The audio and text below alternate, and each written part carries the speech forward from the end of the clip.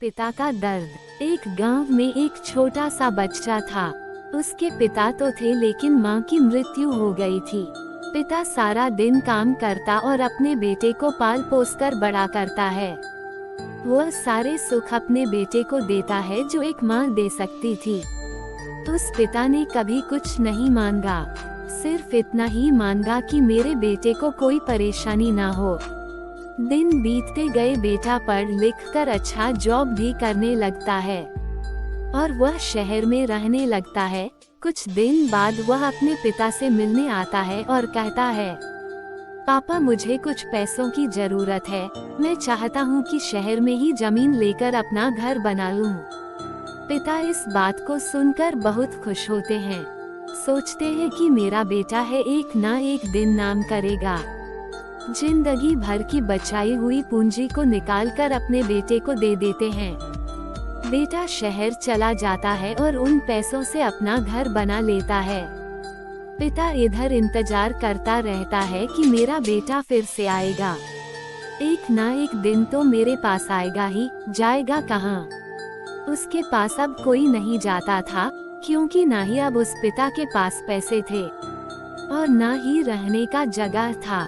कुछ दिन बाद बेटा फिर लौटकर आता है और अपने पिता से कहता है, पापा अब आप दादाजी बनने वाले हैं। पिता को बहुत खुशी होती है इस बात को सुनकर। वह कहते हैं, तू मुझे मेरी बहू और पोता से कब मिलाएगा? बेटा कहता है, बस पापा थोड़े दिन और। पापा मुझे कुछ पैसों की जरूरत है, क्योंकि आजकल थोड़ा जॉब में खींच बीच हो रहा है, जिसके कारण से मुझे कुछ दिन के लिए सस्पेंड कर दिया गया है।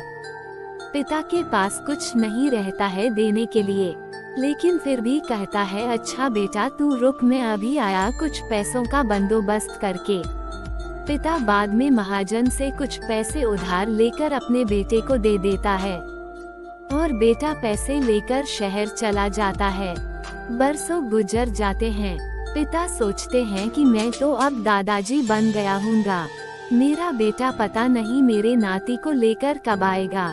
फिर सोचने लगते हैं, समय नहीं मिलता होगा इसलिए मेरा बेटा अभी तक आया नहीं, वरना आया जरूर होता। तब तक महाजन 2-3 आदमी को लेकर उस पिता के घर पर आता है और कहता है कि आपके वादे के मुताबिक मैं पूरे 4 महीने बाद आया हूँ, अपने पैसे ले जाने।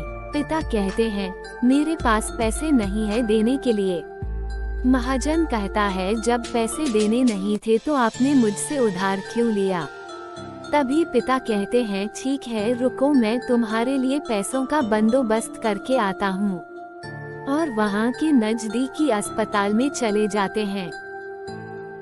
वहाँ जाकर अपना ब्लड डोनेट करते हैं और अपनी एक किडनी बेच देते हैं और उस महाजन का कर्ज छूटा कर देते हैं।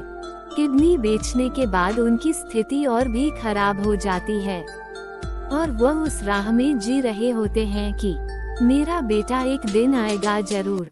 इस आस में जीते जीते एक दिन पिता की मृत्यु हो जाती है, परंतु उस बेटे को अपने पिता को आग देना भी नसीब नहीं हुआ।